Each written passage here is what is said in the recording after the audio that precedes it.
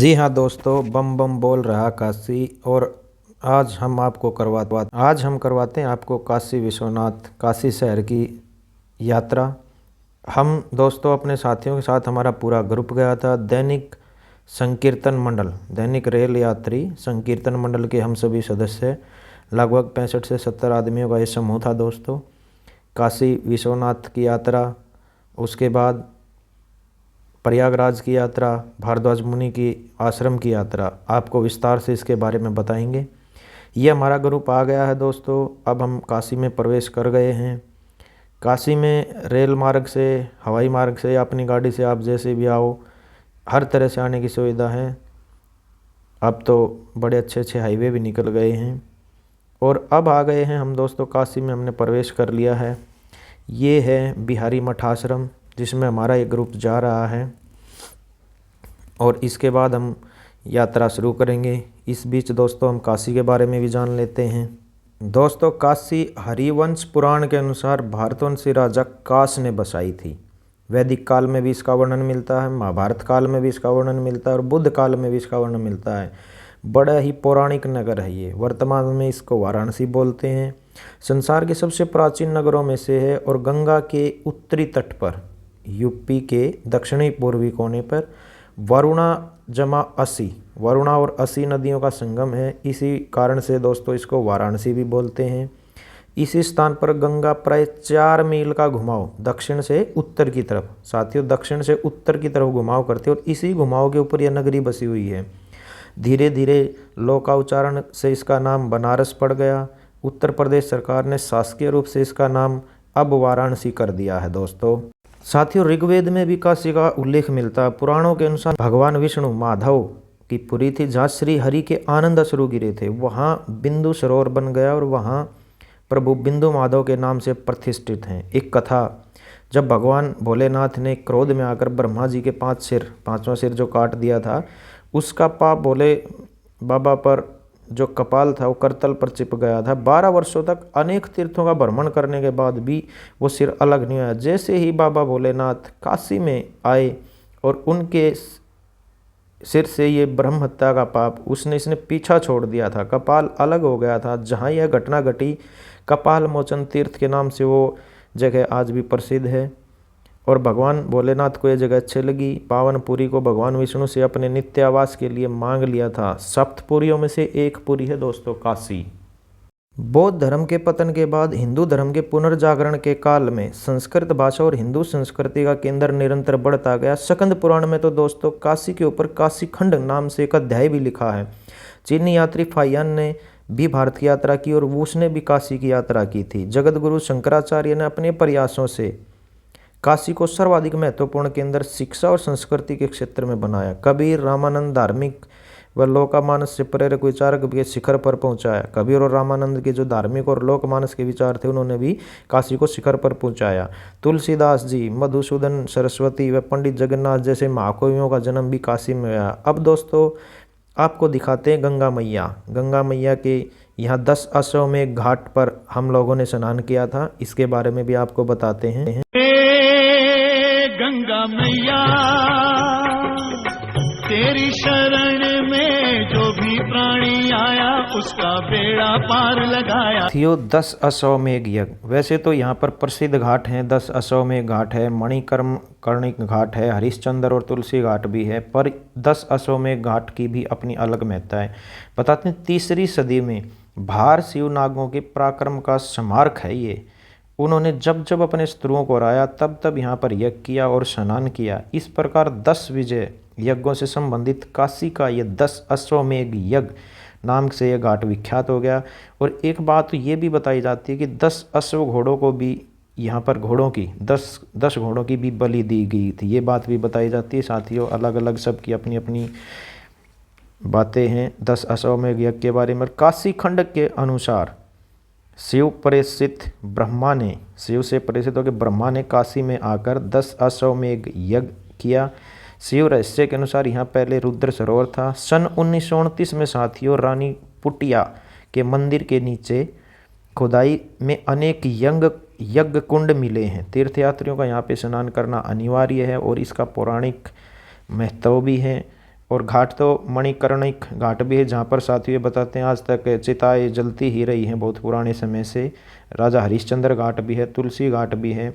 और हमारे जत्थे ने, हमारे ग्रुप ने 10 अश्वमेघ यज्ञ पर स्नान किया और स्नान करने के बाद हम श्री महाकाल मंदिर की यात्रा के लिए चल पड़े हैं। अब बताते हैं महाकाल मंदिर के बारे में। काशी विश्वनाथ महाकाल, काशी विश्वनाथ का जो ये मंदिर है साथियों, बड़ा ही सुंदर और पावन मंदिर है। अब तो काशी कॉरिडोर जो बनाया गया है, इसका रूप और भी निखार दिया गया है। जय हो भोले बाबा की। ये मंदिर अन्नपूर्णा माता भी आ गई हैं, साथ में यह अन्नपूर्णा माता का मंदिर भी है साथियों, जहाँ पर आप प्रसाद ले सकते हैं। ये है माता अन्नपूर्णा के मंदिर, जहाँ पर आप जाएं और प्रसादी लें। जय हो काल भैरव बाबा की। साथियों ये बताते हैं, जब तक आप काशी विश्वनाथ की यात्रा करते हैं और करने के बाद ठीक उसी तरह से यात्रा पूरी नहीं मानी जाती जैसे माता वैष्णो देवी पर जब तक भैरव बाबा के दर्शन नहीं करते, क्योंकि काल भैरव को बाबा विश्वनाथ का कोतवाल माना गया है। और जब भी काशी जाएं या काशी आएं तो काल भैरव बाबा के दर्शन जरूर करें, क्योंकि काल भैरव बाबा की दर्शन के बगैर ये यात्रा आपकी अधूरी रह जाएगी। ये है साथियों विद्यावासिनी पीठ। दुर्गा माता ने जब महिषासुर का वध करके और यहाँ पे निवास स्थान बनाया था, शक्ति पीठों में से एक है, मिर्ज़ापुर यूपी में है। और साथियों नाचते गाते हमारा जत्था अब चल पड़ा है इलाहाबाद प्रयागराज की ओर। अब यहाँ पे भजन कीर्तन गाया जा रहा है साथियों, और हम सब इसका आनंद भी ले रहे हैं।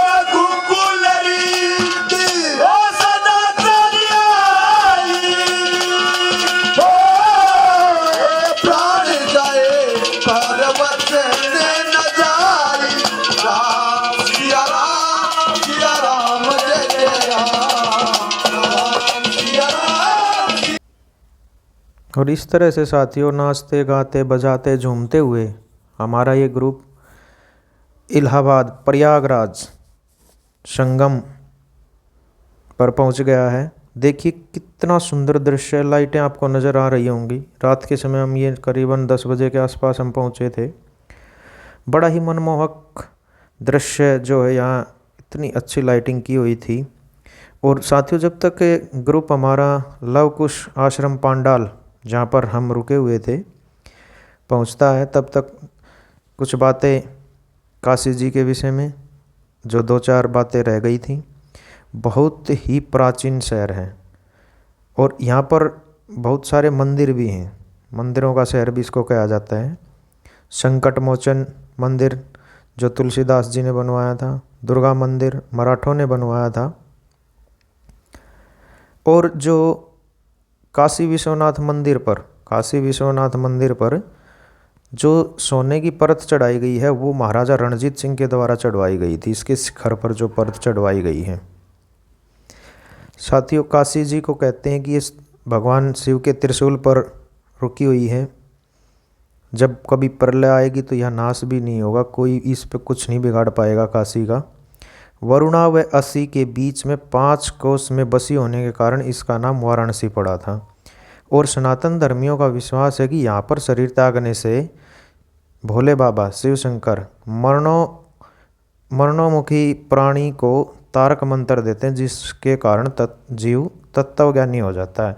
और साथियों अब हमारा जत्था ग्रुप पहुँच गया है लव कुश आश्रम पांडाल में। यहाँ पर नाइट स्टे के बाद अब सुबह सुबह हम आ गए हैं संगम पर।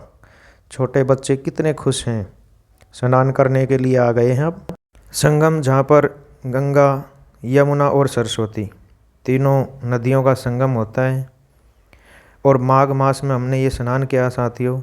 छोटे बच्चे बड़े खुश हैं और जयकारे लगा रहे हैं, जय हो गंगे मैया की जय हो।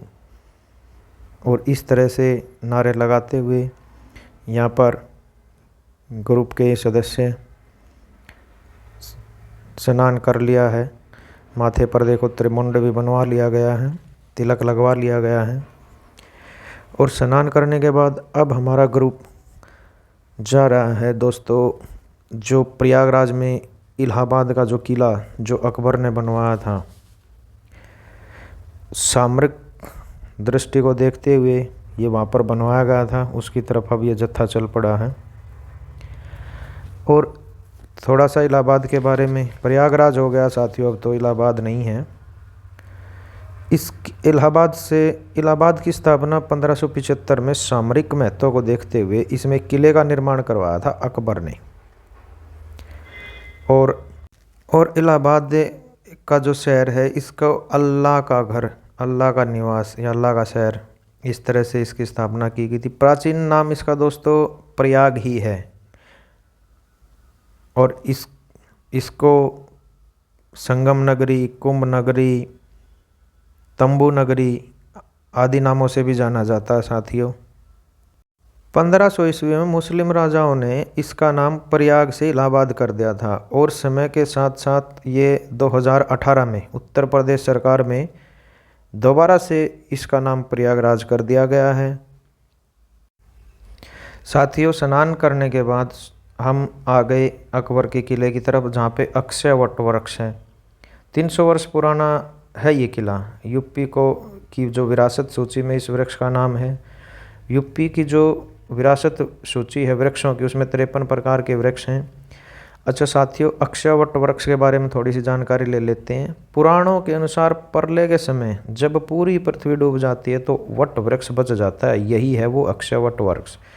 इसे सनातनी परंपरा का संवाहक भी कहा जाता है। इसके एक पत्ते पर ऐसा माना जाता है कि भगवान स्वयं बाल रूप में रहकर सृष्टि को देखते हैं। प्रयागराज में स्नान करने के बाद साथियों, संगम से थोड़ा सा चलते ही आपको लेटे हुए हनुमान जी का मंदिर, बड़ा फेमस मंदिर है, इसके दर्शन करने का लाभ मिलेगा। जय हनुमान जी।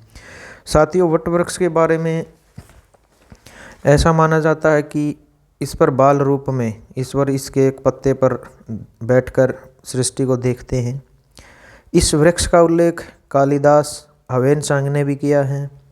इस वृक्ष को आदि वट, श्याम वट या अक्षय वट वृक्ष के नाम से भी जाना जाता है। और ये भी माना जाता है कि जैन धर्म के जो प्रथम तीर्थंकर थे ऋषभदेव जी को ज्ञान इसी वृक्ष के नीचे प्राप्त हुआ था। जहांगीर ने इसे काटने का भी प्रयास किया, लेकिन ये ऐसा बताते हैं कि ये वृक्ष कटा नहीं था।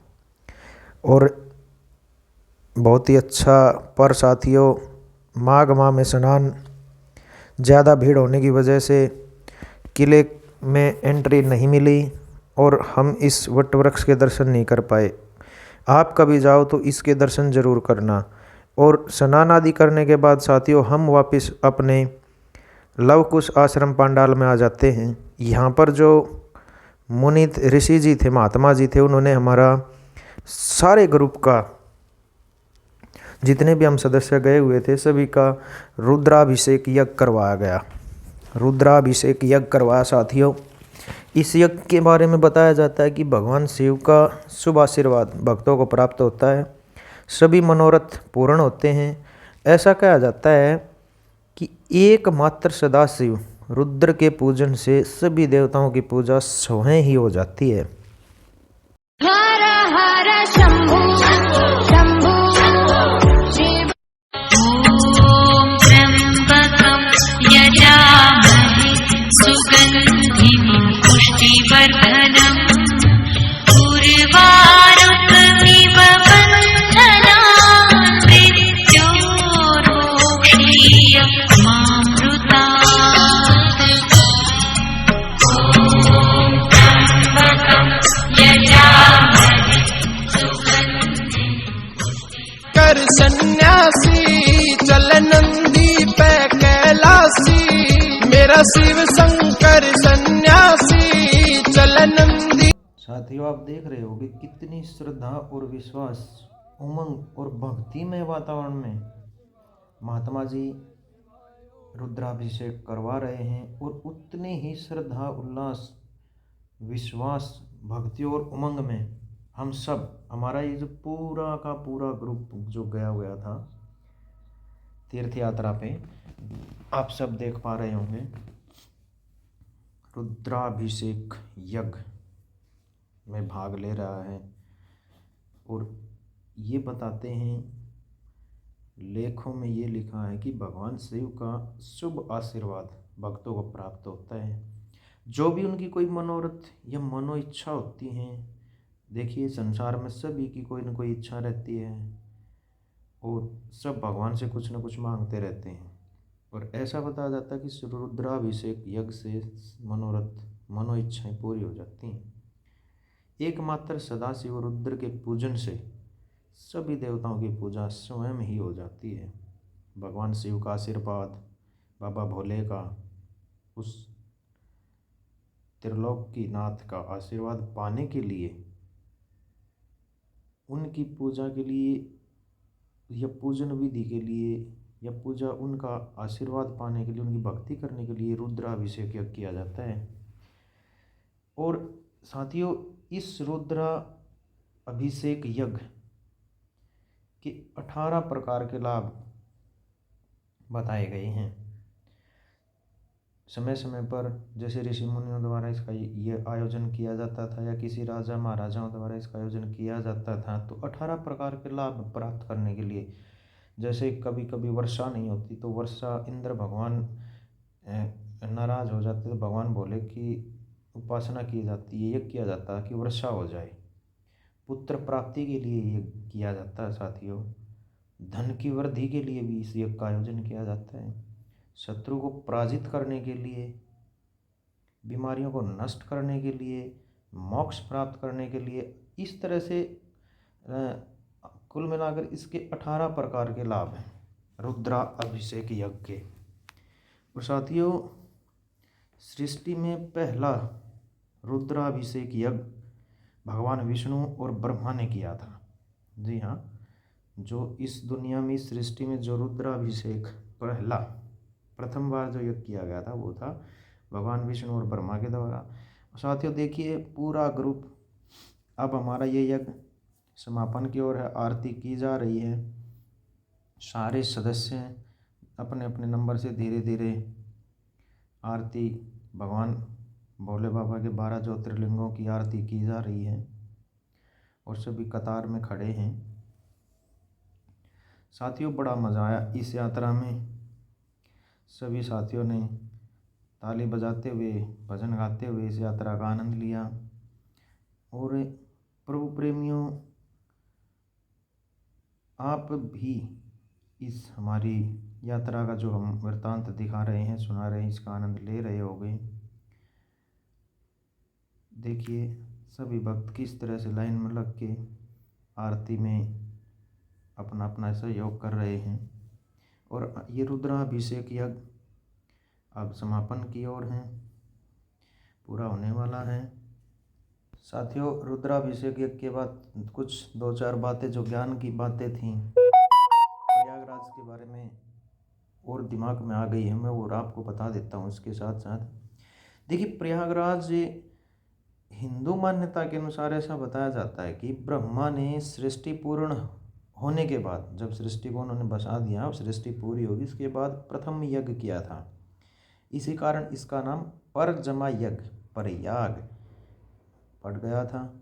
और देखिए, उत्तर प्रदेश सरकार के जो हैं प्रमुख यहाँ पे Allahabad high court, UP PCS, उत्तर मध्य रेलवे हेडक्वार्टर भी साथियों यहाँ आपको देखने को मिलेगा। और एक और सबसे बहुत अच्छी बात, बहुत ही बढ़िया बात जो है, यहाँ पे आपको चंद्रशेखर आज़ाद, जो हमारी आज़ादी के हीरो रहे, चंद्रशेखर आज़ाद जी, हाँ, उनका शहीदी स्थल भी यहीं पर है। 27 फरवरी 1931 को उनको अल्फ्रेड पार्क, जब आप संगम से रेलवे स्टेशन की तरफ जाते हैं तो उस बीच ये रास्ते में आता है अल्फ्रेड पार्क पे। यहाँ पे चंद्रशेखर आज़ाद ने की मृत्यु हुई थी, वहीं पे ये पार्क बनाया गया और एक संग्रहालय भी बनाया गया साथियों। आप जाओ तो उसके को भी देख के आना, बड़ा अच्छा वो संग्रहालय है।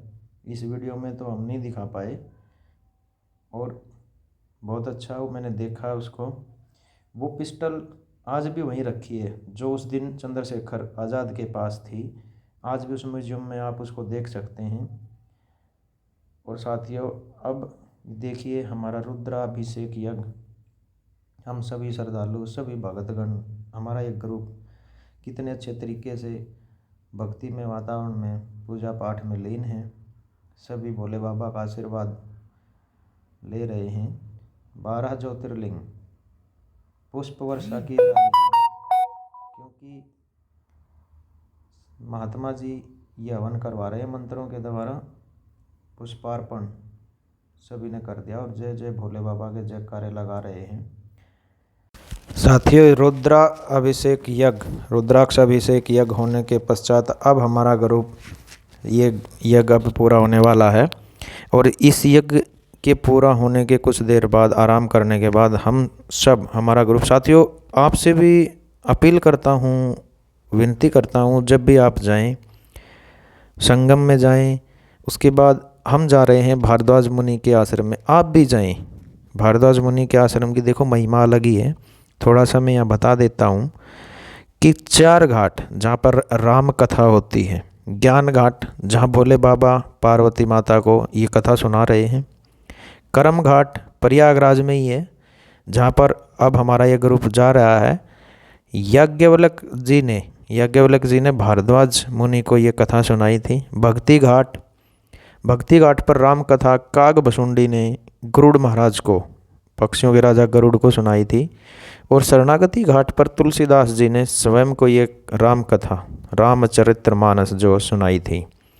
तो साथियों अब हमारा ग्रुप रुद्राभिषेक यज्ञ पूरा होने के कुछ समय बाद, अभी रुद्राभिषेक यज्ञ चला हुआ है, महात्मा जी हमारा रुद्राभिषेक मंत्रों उच्चारों के साथ करवा रहे हैं। देखिए हम सब कितने खुश हैं, छोटे बच्चे भी खुश हैं, सभी ने इसमें भाग लिया है और यज्ञ पूरा अपने करवा दिया महात्मा जी ने।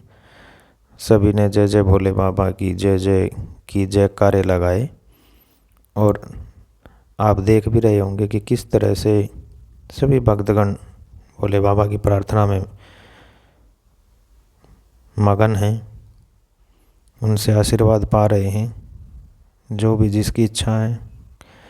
और ये कभी कभी सौभाग्य से भी हो जाता है साथियों। हमारे ग्रुप ने नहीं सोचा था कि रुद्राभिषेक यज्ञ ये तो हो जाएगा, ये तो वहाँ जाने के बाद, वहाँ जब रुके हैं और स्नान करने के बाद आए तो महात्मा जी ने इसके लिए तैयारी कर रखी थी और इसका सौभाग्य हमें भी प्राप्त हुआ। बड़ा अच्छा लगा साथियों। महात्मा जी को बार बार प्रणाम करते हैं हम कि उन्होंने हमारा रुद्रा अभिषेक यज्ञ करवाया। और अब हमारा ये ग्रुप कुछ ही समय के बाद भारद्वाज मुनि जी के आश्रम में पहुंचने वाला है। साथियों लगभग अब सब ये पूरा हो गया है और सब देखिए धीरे धीरे अपनी पंडाल की तरफ। और साथियों अब आ गए हम भारद्वाज मुनि जी के आश्रम में। ये संगम से लगभग 4 या 5 किलोमीटर की दूरी पर है। यहाँ पर आप ऑटो रिक्शा से, बैटरी रिक्शा से भी जा सकते हैं।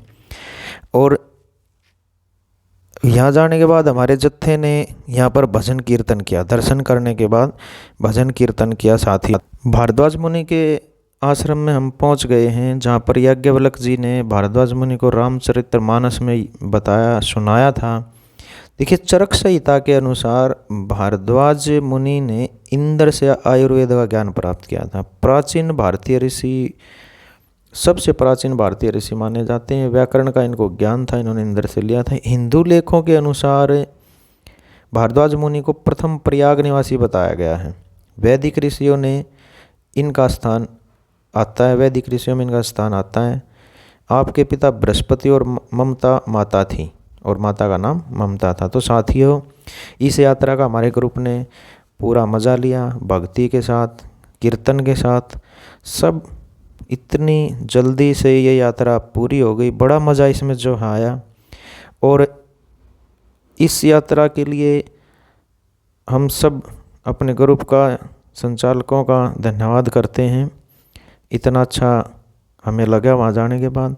साथियों, प्रयागराज या काशी आप जाएं, बस से, रेल से, अपनी गाड़ी से या वायुयान मार्ग से ज़रूर जाएं, स्नान करें। ये हमारे पौराणिक आध्यात्मिक शहर हैं, संगम हैं। और आपको वीडियो कैसी लगी इसके बारे में कमेंट करना, लाइक करना और हमारे चैनल को सब्सक्राइब करना, क्योंकि साथियों सब्सक्राइब करने का कोई पैसा नहीं लगता है। ये देखिए बनारस के चित्र और छोटे छोटे से हम आपको दिखा रहे हैं, दोबारा से एक बार यादें ताज़ा करने के लिए। और चैनल सब्सक्राइब करने से आपका कोई पैसा नहीं लगता, हमारा उत्साह बढ़ जाता है। और ऐसा करने से हम आगे भी आपके लिए अच्छी अच्छी वीडियो लेके आएंगे, अच्छी अच्छी बातें बताएंगे। तो तब तक के लिए जय सिया राम।